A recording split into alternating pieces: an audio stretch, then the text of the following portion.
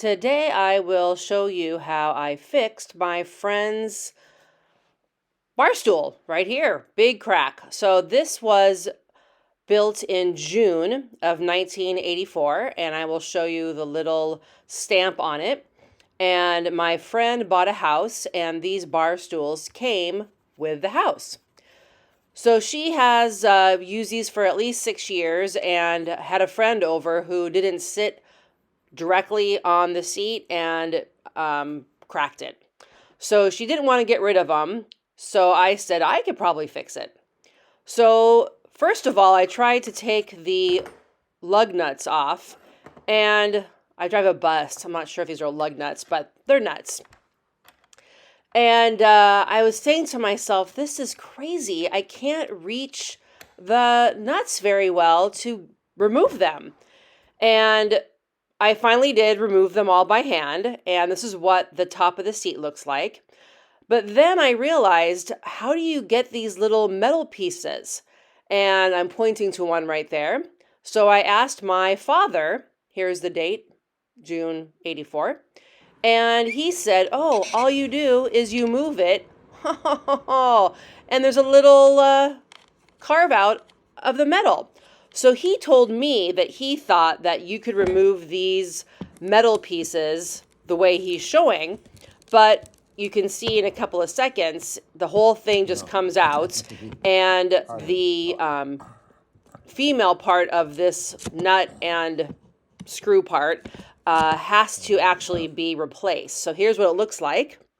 So I went to hardware sales here in my hometown, and I got the new pieces, and it was about $2 to get the female parts.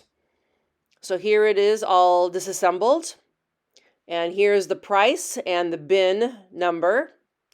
So here are the old nuts and the new female parts.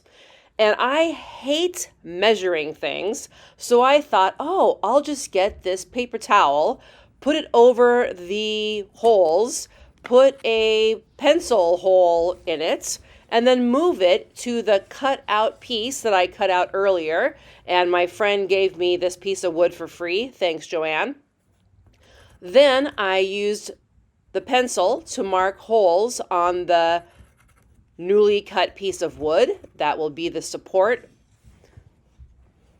And I made it a little bit darker so I could see it.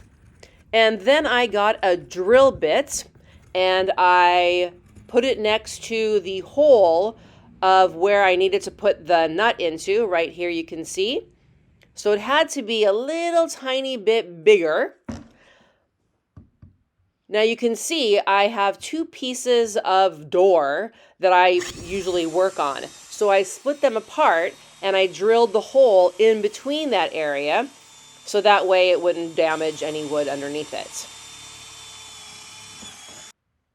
Now I just put those inside like this, and I hammered them in.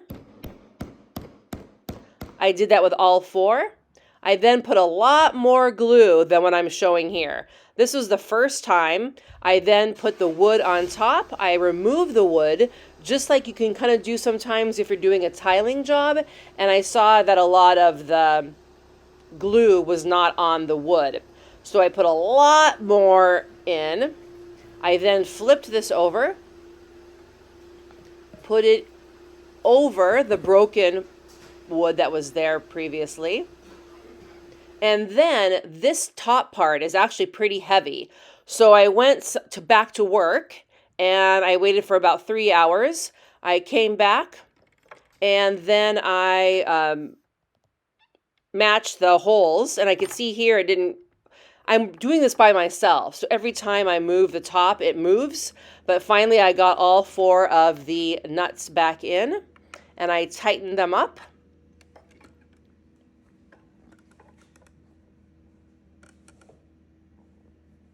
And I'm just boggled that I didn't even see this myself. So I'm really happy that my father showed me how to fix this.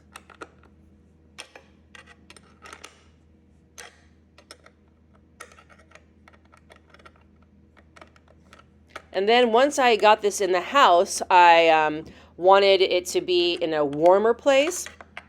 So I flipped it back up and I sat on it for a little bit. And then I realized that the seat was kind of dirty. And my friend has kids and they make a mess. And as I've mentioned, 6 years. So I found this Spot Shot. And warning, if you do use this, then make sure you don't put it on any wood, because as you'll see, I did that and then it left a ring. Yeah, really clever. And also some of the wood from the chair itself kind of got bleached out a little bit. So I then had to restain it a little bit, and then I re-waxed it, and then I delivered it to my friend. So here's the next morning. It's a little bit cleaner, not perfect, but better than it was in my opinion. And then I'll show you the part underneath. It's all fixed.